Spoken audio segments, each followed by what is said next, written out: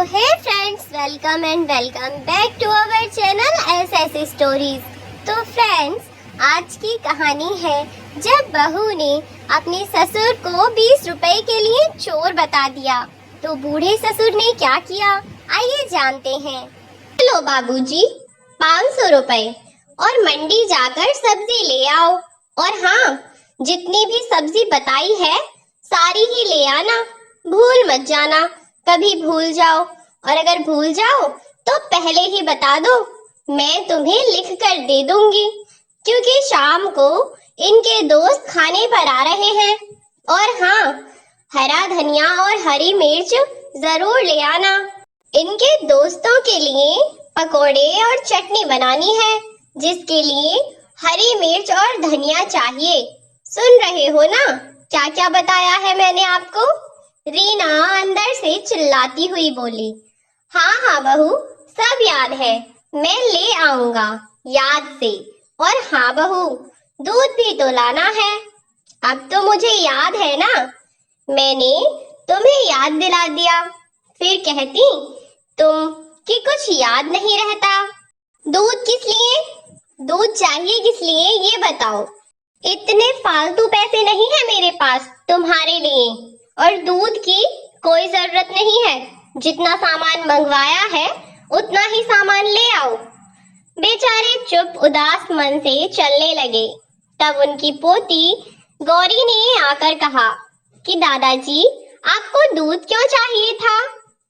सोहन जी ने गौरी को गोदी में प्यार से उठाया और उसको खिलाते हुए बोले, कुछ नहीं बेटा, दादी और मेरी आज शादी की सालगिरह थी और तुम्हारी दादी हर सालगिरह पर मेरे लिए दूध की खीर बनाती है, बस इसीलिए दूध चाहिए था।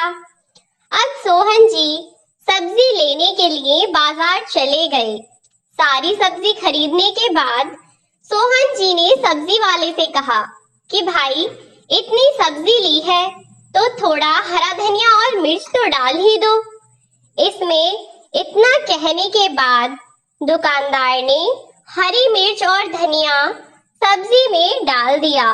अब सोहन जी के पास सारी सब्जी खरीदने के बाद 25 रुपए बच गए।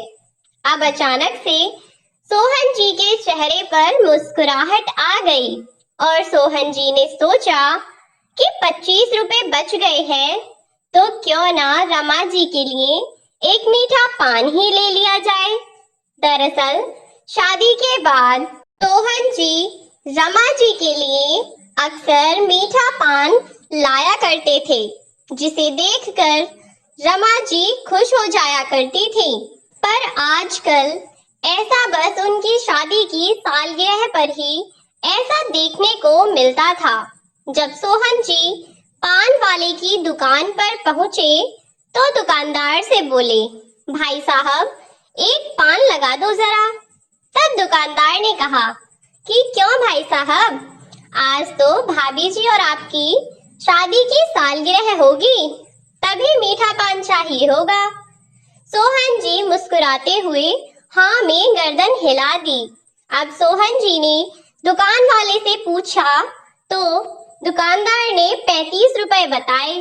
अब सोहन जी बोले, भैया, दरअसल मेरे पास 25 ही रुपए हैं, बाकी के 10 रुपए मैं तुम्हें निकलते बढ़ते दे दूंगा।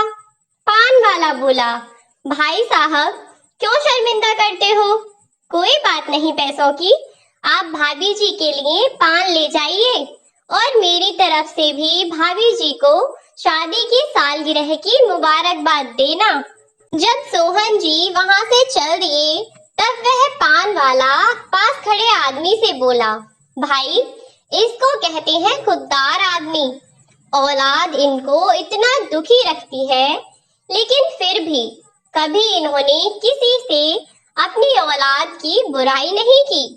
अब जब सोहन जी घर पहुंचे तो सब्जी अपनी बहू को देकर रमा जी के पास गए और मीठा पान उनको खिलाते हुए बोले, मेरे सुख दुख में हमेशा साथ देने वाले मेरे जीवन साथी को शादी की सालगिरह की बहुत बहुत मुबारक। रमा जी ने पान खाते हुए कहा, आपको भी शादी की सालगिरह मुबारक हो। इतने में रीना अंदर से चिल्लाती हुई बाहर आई और बोली, क्यों बाबूजी, क्या है ये? मैंने तुम्हें क्या कहा था कि हरी मिर्च और धनिया ले आना। ओहो, मुझे क्या पता था? जो सब्जी के लिए पैसे दिए थे वो सब्जी के पैसे यहाँ मीठे पान में उड़ाए जा रहे हैं। शर्म नहीं आती तुम्हें? बुढ़ापे में सब्जी के दिए पैसों को चोरी करते हुए एक बार भी ये नहीं सोचा कि घर में छोटी बच्ची है, उस पर क्या असर पड़ेगा। पहले क्या तुम दोनों के खर्चे कम थे? और अब समझ आ रहा है मुझे अच्छे से कि क्यों बार बार तुम मुझे दूध का बोल रहे थे।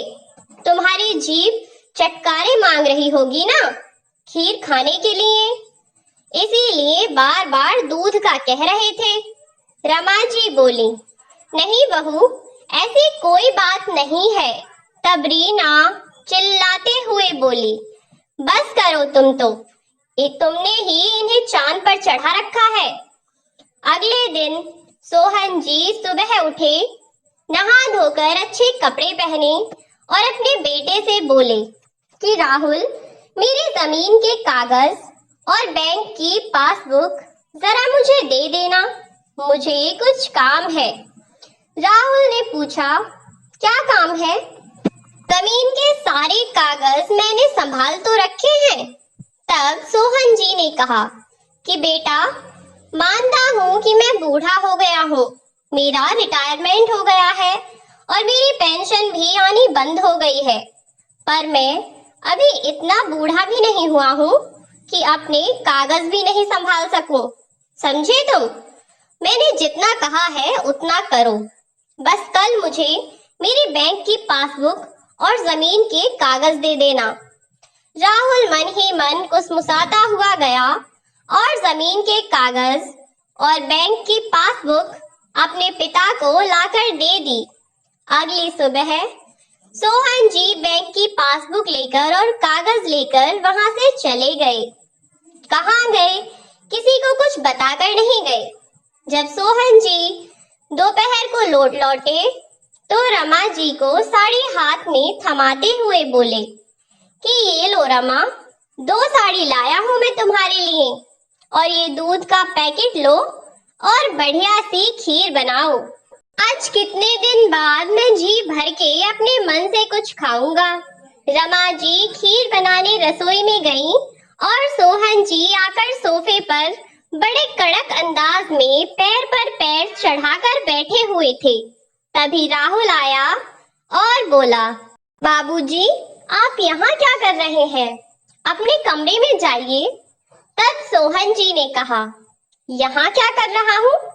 अरे भाई, मेरा घर है, सब कुछ मेरा है यहाँ नहीं रहूंगा तो कहाँ रहूंगा? सोहन जी का बदला अंदाज देखकर राहुल अचंभित था। तभी रमा जी बोली, क्या हो गया है आपको? कैसी बातें कर रहे हैं आप? बात नहीं रमा, बात ही तो करनी है अपने बेटे से। अभी मैंने बात की ही कहाँ है। मैं तो इस सोच में था कि शायद मेरा बेटा संभल जाए, पर नहीं, अब तो बात करूंगा मैं।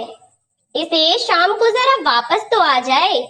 अब शाम को जब राहुल अपने ऑफिस से वापस आया तो सोहन जी राहुल से बोले, सुनो राहुल, मुझे तुमसे कुछ बात करनी है जरा। तब राहुल बोला, अब क्या बात करनी है?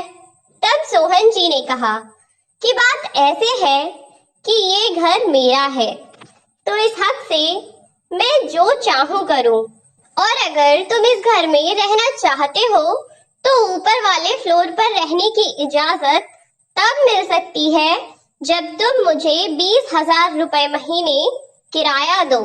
और हाँ, घर के किसी भी काम में तुम्हारी माँ हाथ नहीं लगाएगी, घर का सारा काम तुम्हारी बीवी करेगी।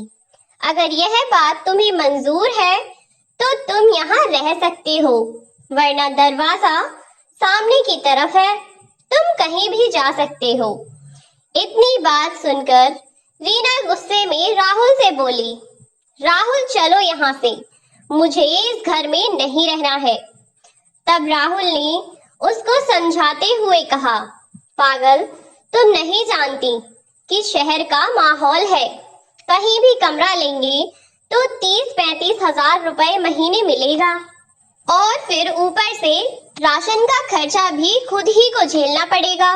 अब कम से कम गांव से जो राशन आता है उसकी तो बचत होती होगी।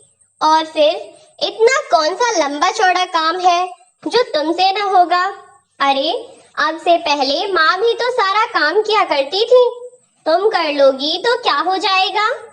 अब रीना का घर का सारा काम करती और रमा जी सुबह नहाकर अपने पूजा पाठ कर किसी और काम को हाथ न लगाती। दोनों लोग अब बस आराम से रहते और गौरी के साथ खूब मस्ती करते। उधर रीना को भी अपनी गलती का एहसास हो रहा था, या यूं कहो कि जब सास ससुर ने उन्हें उनकी औकात दिखा दी तब उन्हें एहसास हुआ कि जब हम किसी जीते जागते इंसान से हर काम अपनी मर्जी से करवाना चाहते हैं तो कैसा लगता है। अब तो वह पूरा दिन काम में लगी रहती, अपनी बहू को यूं देख उन्हें कोई खुशी तो नहीं मिलती, पर करते भी क्या। जब बच्चे गलत रास्ते चलने लगे तो कई बार माँ बाप को उन्हें सही रास्ते पर लाने के लिए कुछ सख्त कदम उठाने पड़ते हैं।